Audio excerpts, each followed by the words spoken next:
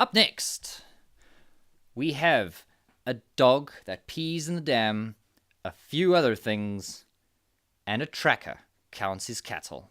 On. As you can see from the introductory video, we're going to have a few interesting things to talk about today. And first up, it's the dogs. Now, we know that the dogs are quite good hunters, and they hunt about twice a day.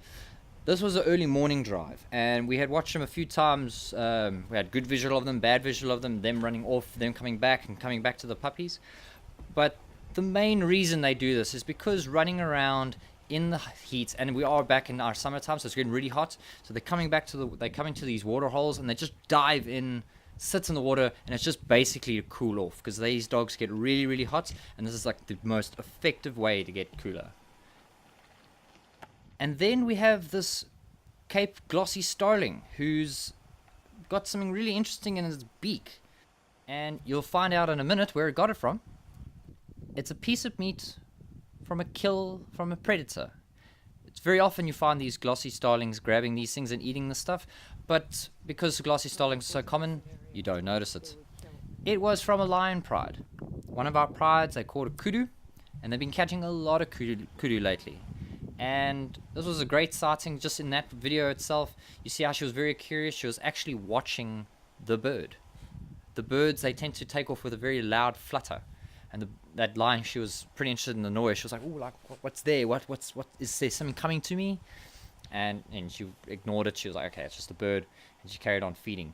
Now, there's normally more in the pride. They've all moved off and they're in the shade. Even though it was pretty a cloudy day, but they were fat and they've eaten already, because you can see a lot of the carcass is not really there, but there's still a lot of food. Very close to where Ishmael's sitting on my tracker there on the right.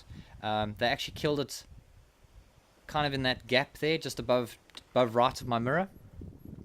And as we zoom in, you can see that fatty grey stuff. That was the innards of the kudu, and they had actually been feeding on this pretty much the whole morning and maybe sometime last night, and they've moved it a little bit. That's where that little glossy starling got that little meat from.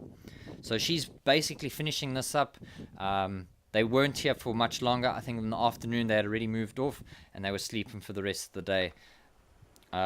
Soon they'll probably kill again in the next 3 days. And to end the video, like I said in the introduction, we have a tracker counting his cows.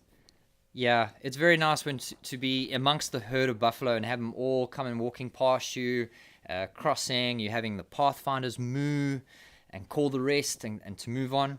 It's always great to see a herd of buffalo.